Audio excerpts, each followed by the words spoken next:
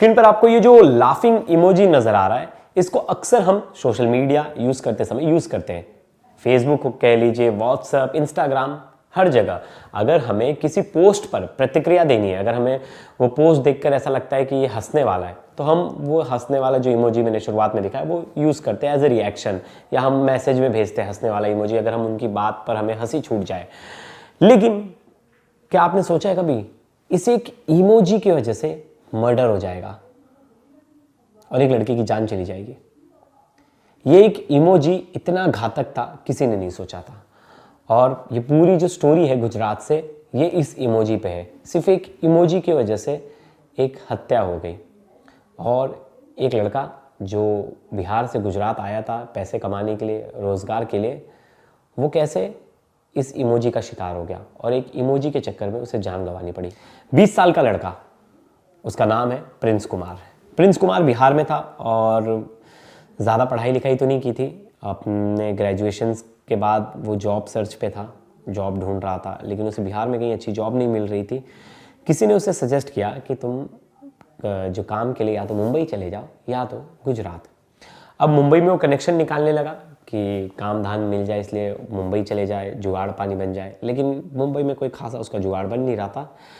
फिर वो थक हार कर उसने फैसला किया कि नहीं, अब बिहार में ही काम करूंगा। लेकिन अचानक से उसके एक जो चाचा है वो सजेस्ट करते हैं कि उनका एक दोस्त है, वो गुजरात में है, राजकोट में, और वहाँ वो फैक्ट्री में काम करता है, तो तुम उनसे बात कर कर देखो, शायद तुम्हारी वहाँ नौकरी लग जाए। ये उनसे बात करता है और वो आदमी बड़े सज्जन थे, अच्छे थे, तो उन्होंने कहा कि आ जाओ बेटा, तुम कोई टेंशन मत लो और यहाँ आकर जॉब करना।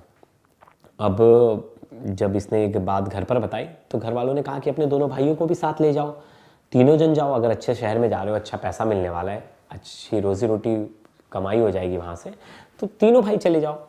तो तीनों भाई फैसला करते हैं और तीनों भाई निकल जाते हैं गुजरात की ओर, अपना घर छोड़कर, अपने परिवार को छोड़कर, कमाने के लिए कि कमा के 2 पैसा अपने घर पे देंगे तो घर की स्थिति जो है सही हो जाएगी। ये राजकोट पहुँचते हैं और तीनों एक फैक्ट्री में लग जाते हैं और उस फैक्ट्री में रेगुलर काम कर रहे थे। सब कुछ बढ़िया चल रहा था। अचानक से कुछ टाइम बाद इनके जो दादाजी हैं उनका देहांत हो जाता है। उनकी उम्र हो गई थी तो वो गुजर जाते हैं और इसमें पूरा परिवार सदमे में होता है और ये कुछ समय के लिए वापस से अपनी फैक्ट्री छोड़कर अपने गांव चले जाते हैं और अपने दादाजी का जो पूरा क्रियाक्रम था वो कर कर वापस आते हैं। और प्रिंस का बड़ा ही लगाव था अपने दादाजी के साथ। उसके दादाजी उसे बड़ा मानते थे, जाते जाते भी दादाजी ने उसे पैसे दिए थे और बहुत प्रिंस मतलब एक तरह से दादाजी का फेवरेट था और बहुत ज़्यादा लगाव था, दादाजी से बहुत प्यार करता था। और आए दिन दादाजी की तस्वीरें फेसबुक, सोशल मीडिया पर डालता था, मिस यू दादाजी, दादाजी आप मेरे बहुत सपोर्टिव थे, आपने मुझे बहुत सपोर्ट किया, आप नहीं होते तो मैं कहाँ होता। मतलब भावुक पोस्ट लिखता था दादाजी के गुजरने के बाद। अब धीरे धीरे समय बीतता गया और प्रिंस जो है वापस से अपने काम पर लग गया और काम करता रहा। इस बीच 4 महीने बीत गए थे दादाजी को गुजरे। अब 4 महीने का समय बीत गया था। उसके बाद अचानक से प्रिंस को एक और दिन दादाजी की बहुत ज़्यादा याद आती है। अब वो भावुक हो जाता है और भावुकता में वो एक पोस्ट जो है सोशल मीडिया पे अपने दादाजी की डालता है फ़ोटो और लिखता है आई मिस यू दादाजी।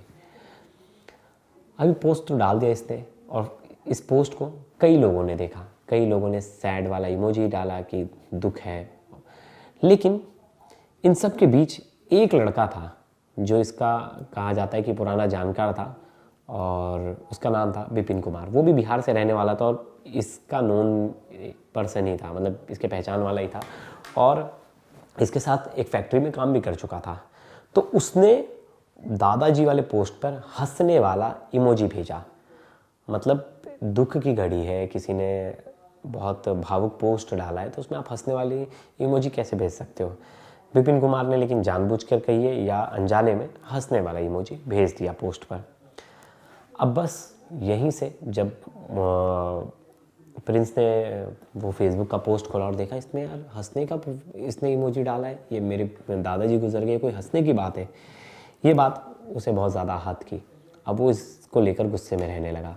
उसने फिर फ़ोन किया, मैसेज किया और विपिन कुमार से बातचीत की। विपिन कुमार को बोला कि तूने ऐसा क्यों किया, ऐसे पोस्ट पे ये इमोजी क्यों डाले? तो विपिन कुमार भी डरा नहीं, वो भी धमकी देने लगा, तेरे को देख लूँगा, और गाली गलौज, बात मारपीट तक पहुँच गई और दोनों में बहुत ज़्यादा बहसबाजी हुई और बहुत ज़्यादा हीटेड आर्गूमेंट हुआ, जिसके बाद मामला शांत नहीं हुआ और मैटर सॉल्व नहीं हुआ यहाँ। अब तारीख आती है 12 सितंबर। इस दिन रात के करीब 12 बजे और फैक्ट्री के बाहर एक ऑटो में बैठा था प्रिंस। अचानक से वहाँ विपिन पहुँच जाता है और प्रिंस जो है अंदर जाने की कोशिश करता है कि अरे मुझे फैक्ट्री में जाने दो, लेकिन प्रिंस उसका रास्ता रोकता है और बोलता है कहाँ जा रहा है, बहुत फ़ोन पर तो हीरो बन रहा था, बहुत गाली गलौज कर रहा था, तुझे तेरे दादा के पास भेजूँ क्या, ये बोलता है। इस पर प्रिंस और आग बबूला हो जाता है और दोनों में लड़ाई हो जाती है। अब प्रिंस वहाँ अकेले था, लेकिन जो विपिन था वो अपने एक दोस्त के साथ आया था जिसका नाम था ब्रिजेश गोंडा। वो भी वहाँ था और वो भी उसका रास्ता रोक लेता है। दोनों उसको धमकी देते हैं और दोनों के बीच में हाथापाई हो जाती है और उसे कहते हैं कि आज तो तुझे जान से मार देंगे। प्रिंस ये बात सुनता है और वो डर जाता है। तब तक विपिन जो है वो जेब से एक चॉपर निकालता है, चाकू, और 3-4 वार करता है प्रिंस पर, और एक चाकू जो है वो प्रिंस की रीढ़ की हड्डी के पास घुसा देता है, जिसके बाद प्रिंस की हालत गंभीर हो जाती है और ये वहाँ से भाग जाते हैं। प्रिंस को हॉस्पिटल लेकर जाया जाता है और हॉस्पिटल में उसका इलाज चलता है। स्टार्टिंग में तो ये मामला अटेम्प्ट टू मर्डर का पुलिस जो है दर्ज करती है और विपिन और उसके दोस्त ब्रिजेश गोंडा दोनों के खिलाफ मामला दर्ज करके उन्हें ढूंढने लगती है। अब इस बीच प्रिंस हॉस्पिटल में एडमिट था, घाव गहरा था। शुरुआत में तो ऐसा नहीं लग रहा था कि सीरियस है, शुरुआत में ऐसा लग रहा था कि प्रिंस बच जाएगा और ज़्यादा बहुत बड़ा मामला नहीं है, और उससे पहले प्राइवेट अस्पताल में शिफ्ट किया गया था। लेकिन उसके बाद जब हालत बिगड़ा तो राजकोट के सिविल अस्पताल में उसे ले जाया गया, और ये इतने पैसे वाले भी नहीं थे कि इतना जो हॉस्पिटल का बिल है वो अफोर्ड कर सके। जब प्रिंस पर हमला हुआ था और वो जब हॉस्पिटल में एडमिट था तो वो होश में था। उसने पुलिस को पूरा बयान दिया और उसमें सब कुछ बताया कि कैसे उससे चोट लगी, किसने उसे मारा, सब कुछ बताया उसने। अब ये सब कुछ बताने के बाद उसे आईसीयू में शिफ्ट किया गया। अब उसकी हालत गंभीर हो गई थी, सीरियस हो गया था। अचानक से 22 सितंबर को मतलब 2:30 बजे के आसपास प्रिंस दम तोड़ देता है और सुबह 6:35 पर पुलिस जो है उसकी मौत की खबर देती है, उसके घर वालों को बताती है। फिर ये जब मामला अटेम्प्ट टू मर्डर था वो मामला बदल गया था मर्डर में। फिर पुलिस जो है हत्या की धाराएं जोड़ती है और मौत के बाद पुलिस मुख्य आरोपी जो था उसे गिरफ्तार कर लेती है, लेकिन उसका जो दोस्त था वो अभी भी फरार चल रहा है। विपिन से पूछा गया तो विपिन से पूछा गया कि तूने ऐसा क्यों किया, तो बोला कि नहीं, मैं इससे वैसे भी चिढ़ता था, तो मैंने जानबूझकर उसके पोस्ट पर वो लाफिंग वाला इमोजी रिएक्ट किया था कि ये मुझसे बात करे, मुझे कुछ बोले और मैं इससे लड़ाई करूं। और पुरानी कुछ खुन्नस थी जब कंपनी में किसी छोटी सी बात को लेकर, उसी खुन्नस को ये पाले बैठा था और ये पॉइंट ढूंढ रहा था। इसने जानबूझकर वो इमोजी का रिएक्शन भेजा कि वो वहाँ से मुझसे लड़ाई करे और फिर मैं इसको सबक सिखाऊं। और इतनी छोटी सी बात पर विपिन ने हत्या कर दी। देखिए कैसी स्टोरी है। लोग मतलब किसी ने सोचा भी नहीं रहेगा और ना प्रिंस ने सोचा रहेगा कि वो मेरे पोस्ट पर रिएक्ट कर रहा है, अगर मैं उसको कुछ बोलूँगा तो वो एक तरह से प्लानिंग कर रहा है मेरे मर्डर की, और उसने उसकी हत्या कर दी। मतलब इतनी छोटी छोटी चीज़ों के लिए लोग हत्या कर दे रहे हैं, और लोग अपने मन में एक छोटी सी बात को भी इतने दिनों तक पाल के बैठते और नफ़रत अपने मन में रखते, और उस नफ़रत का इतना बड़ा अंजाम। अब क्या विपिन क्या करेगा, जेल में रहेगा पूरी ज़िंदगी। मैं बोल रहा हूँ कुछ एक छोटी सी नोकझोंक हो भी गई होगी बहुत पहले, अगर आप उसको अपने दिल में इतना रखोगे तब तो आपके साथ भी सही नहीं होगा। आपने मर्डर तो कर दिया, लेकिन आप क्या सोच रहे हो, बहुत बड़ा काम कर दिया, आप जेल में रहोगे। इसी तरह बहुत सारे केसेस में देखा है मैंने कि लोग एक छोटी सी चीज़ को अपने दिल में बहुत समय तक रखते हैं और उस माफ़ करने के बजाय उस चीज़ को इतना अपने अंदर रख के नफ़रत का बीज बो लेते हैं कि बाद में वो ऐसा कुछ भयानक रूप ले लेता है।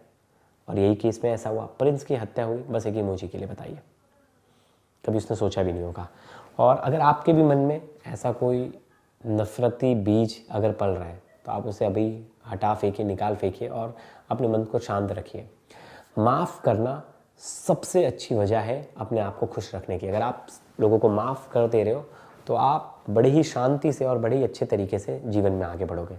लेकिन आप अगर उस नफ़रती बीज को अपने अंदर पलने दे रहे हो तो कहीं ना कहीं वो किसी दिन भयानक रूप ले लेगा।